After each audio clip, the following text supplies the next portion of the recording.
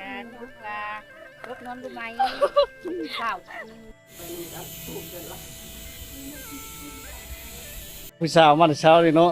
จังหัน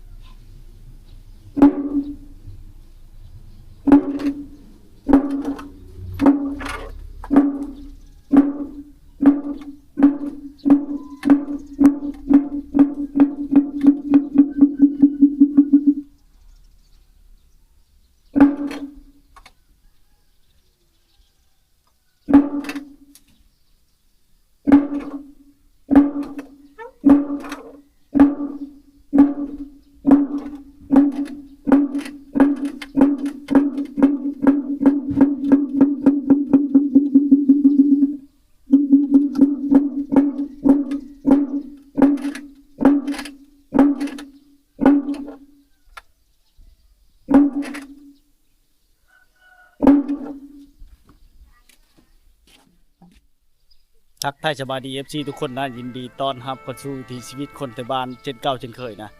วันนี้ก็เฮามาอยู่ที่วัดชีบุญเฮืองเนาะวัดนามเกอเมืองอัศพรพี่น้องมาส่งวิถีชีวิตของพี่น้องชนเผ่าพุทธไทยนะวันนี้เป็นวัดจังหันของเขาอีเมเนี่ยเลยมาพาพี่น้องมาติดตามชมเนาะหมู่วัดแห่งนี้ก็เป็นวัดหนึ่งพี่น้องที่มีความอุดมสมบูรณ์เนาะพี่น้องศรัทธาสร้างโดยชนเผ่าพุทธไทยแล้วก็หลายๆผู้หลายคนเนาะหลายๆพี่น้องเนาะบางเทื่อก็ทั้งฝั่งลาวฝั่งไทยต่างประเทศเนาะเพิ่นก็พาเงินมาสร้างวัดแห่งนี้นะพี่น้องนำหน้าประทางโดยครูบาอาจารย์เพิ่นเนาะนี่วัดนี่แหละหมู่บ้านนี่คือว่าญาจรนี่เนาะนี่เพิ่นนั่นกำลังสร้างไม้นะพี่น้องเสาหอแจกเนาะเสาหอแจกนี่มีจำนวน30ต้นเริ่มใช้ใจศรัทธานะพี่น้องมาบริจาคนี่นะพี่น้องแล้วก็ตอนนี้กำลังสร้างกันไดเนาะกำลังสร้างกันไดทุกคนโดยสร้างสีมือดีพะเนาะหลังนี่ยังชิมางไม้บ่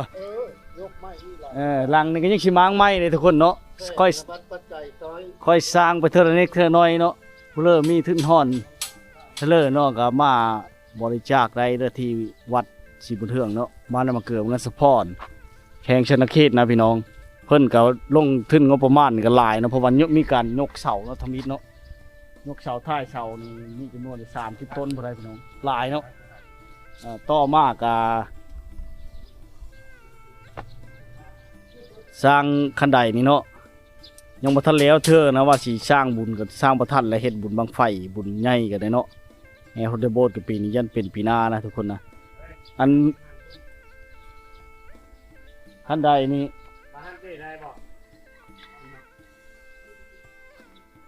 คันไดนี่เพิ่นกำลังเริ่มสร้างจะมี3บ่อนได้พี่น้อง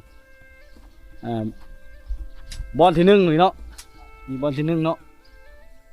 บ่อนที่2นี่ยังบ่ทันได้กาเกี่ยมเลยพี่น้องนี่บ่อนที่2นี่เนาะท่านได้กาเกี่ยมเลยนี่เพราะว่าทุนฮ้อนอีต่างงบประมาณมันบ่หลายนะเฮ็ดได้จักผู้ใดสิมาซอยเนาะเลยยุ่งยากแหละทางการก่อสร้างกับพี่น้องก็เริ่มใช้ใจศรัทธาเนาะอยากประกอบส่วนก็แวะมาทักทายติดต่อมาทางนั้น ทางอันช่อง YouTube วิถีชีวิตคนไทยบ้านหรือว่าทาง Facebook เนาะผู้วงเบาผู้ไทยเนาะพี่น้องก็ได้เนาะ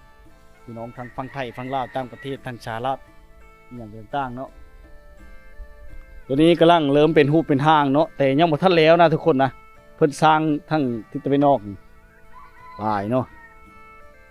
อันก้อนนะพี่น้องโซนหลังคาเนาะเพิ่นกำลังต่อไปเพิ่นสิมางเนาะถ้ามีงบประมาณมีทุนห้อนมากเพียงพอถึงเท่าใดเนาะเพิ่นจะมางเฮ็ดไม้เนาะพี่น้องเพราะว่ามันมุ่งด้วยสังกะสีเนาะมุ่งด้วยสังกะสีเฮ็ดเธอการทนทานเนาะมันจะบ่ซ้ำกระเบื้องหรือว่าซีแพ็คอีหยังต่างๆนะพี่น้องคอยสร้างเธอไปความศรัทธาของพี่น้องชาวเผ่าผู้ไทยเนาะเริ่มใช้ใจศรัทธาหรือว่าพี่น้องต่างประเทศเนาะเพราะว่ามันหลายฟ้าลาปีนะพี่น้องร่วมแห่งร่วมใจกันสร้างเนาะ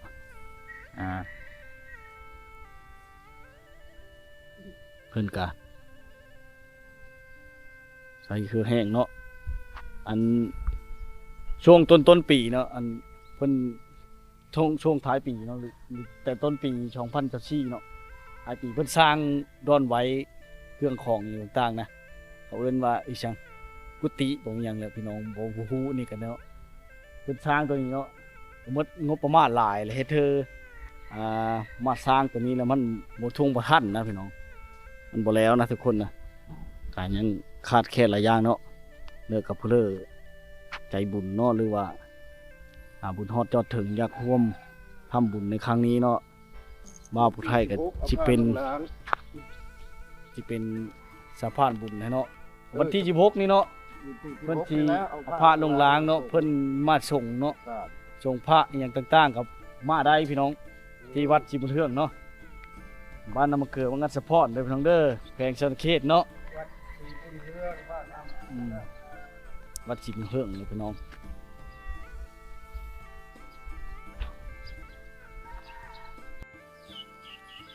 มาแต่เช้าเลยมาบูชาชุดดำนะทุกคนวัดเนาะสบายดี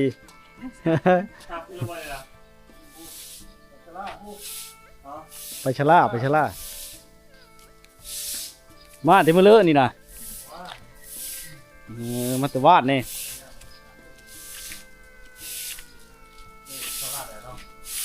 วันนี้ก็เป็นวันจังหันของบ้านน้ำมะเกลือน้อยนะพี่น้องเพิ่นจะย่างมาเนาะย่างลัดข้ามทงมาถ้าเป็นทางโค้งไปตามทางง่ายหรือข้ามโค้งพุ่นเนาะตรงนั้นฮอดนะน้องก็เลยย่างลัดโขมาเนาะไต่โขมานะ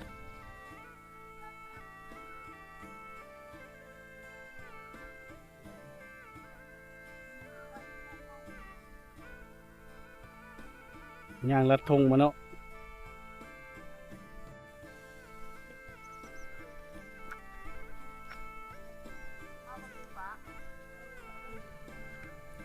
เช้ามาเช้าเลยเนาะ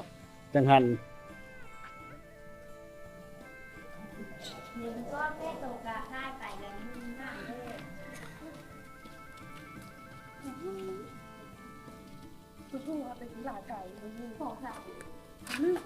ไปยังโดนน้ำนะน้ำซุปเนาะน้ำ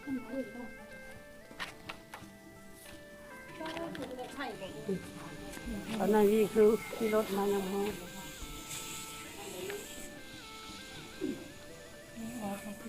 จากมาฮอดก็ไปเข้าบูชาเนาะน้องเตรียมพาเข้าจังหันเนาะ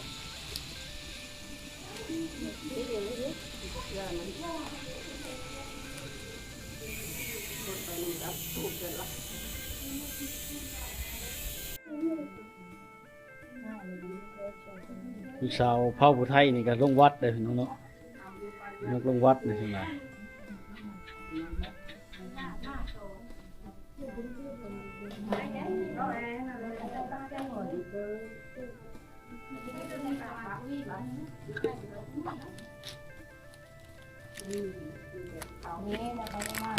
เงินนะไม่ได้เฮ้ยไปเงินน้อยนะประธานช่องปีกาว่าได้ หลังจากเสร็จพิธีเดี๋ยวก็ใส่บาตรถวายเลยนะพี่น้องเนาะ ลงจังอันลงจังหันเนาะ มันก็ ชาวพุทธอะนะพี่น้อง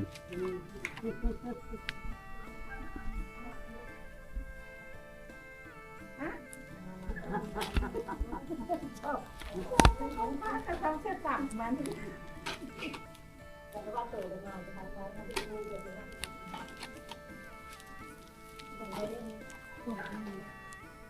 บ้านนี่จะไปบ้านหน่อยก็ถามว่าจะพูดดูบ่มาข่าวเราถามว่ามันจะพูดคนดูบ่จะมาคนเมื่อไหร่บุญบ้านก็ดีหรอกเพื่อนบ่ายสายดีบุญบ้านนี่นะได้ดีข่าวเราพูดดูเนาะเอาเนาะเอาไปบ้านเลยบ่ถามเป็นมาเมื่อถึงเมื่อเมื่อ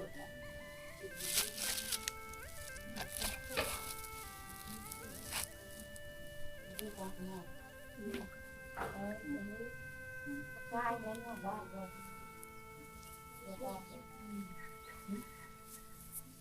ใต้เนี่ยพวกนี้บ้าคือไทยเนี่ยน้องไทยจะจอยเนี่ยน้องบ้าอันดูนี่ค่ะดูสีฟ้าเขาเลย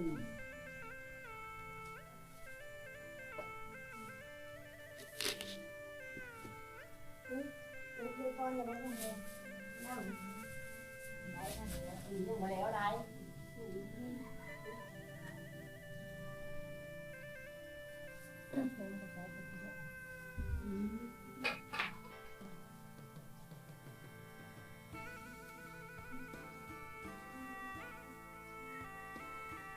เจ้าแม่เลยซ้อมฟ้าสักมันเสียงมันมีอ้อผี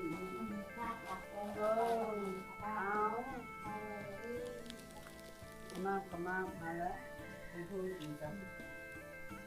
จะไม่พอจะมาก้าวว่ามีนะทำให้ว่าอ้อนอยู่เนาะมีก็ต้องเล่าเขาเป็นเล่าหม้อมีของ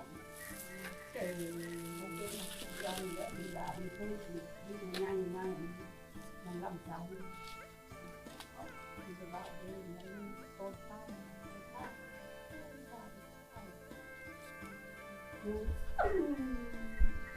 ในวันจังหันในเพิ่นจะใช้บาตรเตรียมการไว้เนาะหลังจาก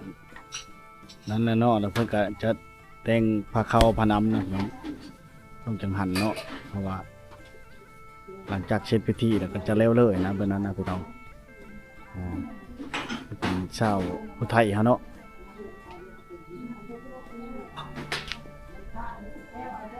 ใครมีของกินแน่เลอะแน่ใดเนาะก็มาใส่นำกันนะพี่น้องตามความศรัทธาของมันเนาะ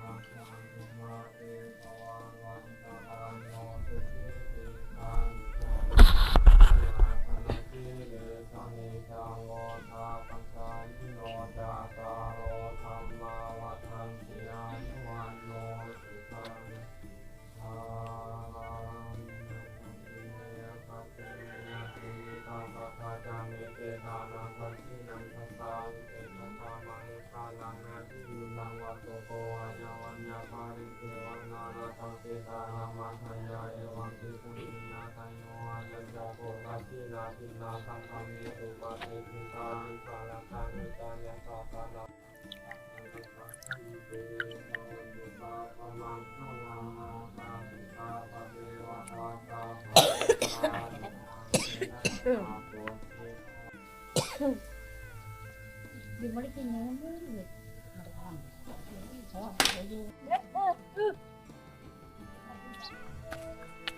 ดูโอ้โหเขาดูเอาสิลูกได้เลิกกันเลยได้อันนี้จะบ้าเป็นยังเบาดูอ๋อนั่นเป็นเบาคนแรก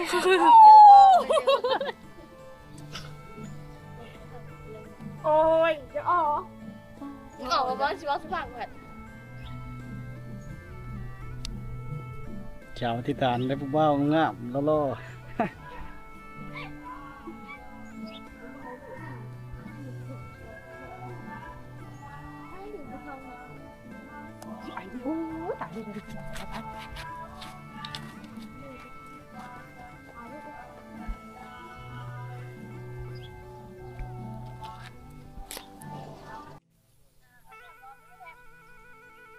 ถ้าเดี๋ยวพี่โอกาสจะระเบิดเดี๋ยวนะเขาถามจันเราจะรออย่างเอาไหนครับ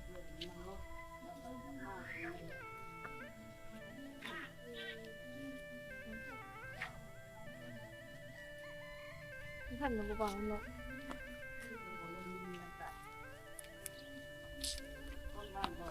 ไอ้กองไม้เนาะอะไรนะแต่เจ้าบ่ประโยชน์ไปบ่ไป ๆยิ้มนึกว่าผู้ชายเลย เขาเล็กนั่นนะได้บ่เราเบื่อเราบนชั้นแค่พูดเลยไม่ใช่กินเลยก็จะพูดนะใช้กุ้งก็ดีนะเนี่ย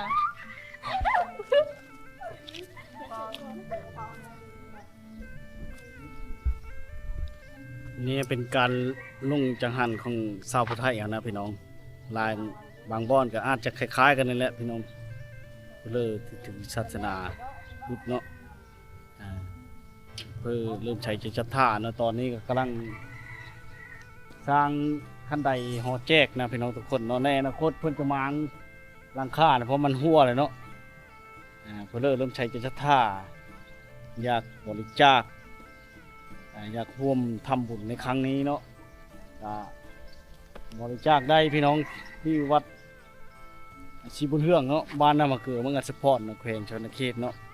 เป็นกำลังสร้างเนาะเพราะว่าเพิ่นบูรณะไม้นะเพราะมันเก่าแล้วเนาะเพิ่นก็ใช้งบประมาณหลายได้พี่น้องท้ายเสาเนาะ30 ต้นเนาะขั้นใดเนาะขึ้นห้อนยังบ่พอสงสัยจะได้แต่สองขั้นใดขึ้นนี่เนาะทางนั้นยังบ่ได้เพราะว่างบประมาณมันบ่เพียงพอเนาะเพิ่นก็จักสิหาทางใดเนาะอาศัยพ่อแม่พี่น้องประชาชนเขตนี้เนาะบริจาคช่วยเหลือก็ยังบ่เพียงบ่พอนะทุกคนนะคอยเฮ็ดคอยสร้างไปเนาะนี่คือความสามัคคีเนาะบ่าวไทยก็มาเผยแพร่ภายใหญ่กว้างนะเป็นสะพานบุญให้FC พี่น้องทางฝั่งลาวเนาะ FC พี่น้องทางฝั่งไทยเนาะแล้วก็ FC ทางต่างประเทศนำพี่น้องมื้อนี้เนาะมานำเสนอการลงจังหันนะพี่น้องเนาะก็มีการใส่บาตรนำเนาะครับบุญอย่างต่างๆแหละพี่น้องมีความสุขไปอีกแบบเนาะพี่น้องว่าแล้วเลยต้องใช้ใจจับท่านะพี่น้องสร้างเพิ่นก็กำลังเมาคลุกคล้นอยู่เนาะผู้เดียวเพิ่นก็เมาอยู่มันแล้วเนาะคันนั้นเฮ็ดคันใดสร้างคันใดเนาะไปเยอะร่วมทำบุญในครั้งนี้เนาะเอาไผก็ยินดีเป็นสะพานบุญให้นะพี่น้องว่าละเฮ็ดซ้ำงบประมาณเนาะมันบ่โทบ่ถึงกันเนาะคอยเฮ็ดคอยสร้างไปเนาะในอนาคตเพิ่นจะได้ฮื้อหลังคานี่เนาะมางหลังคาใหม่เพราะมันเป็นสังกะสีมันโห่แล้วพี่น้อง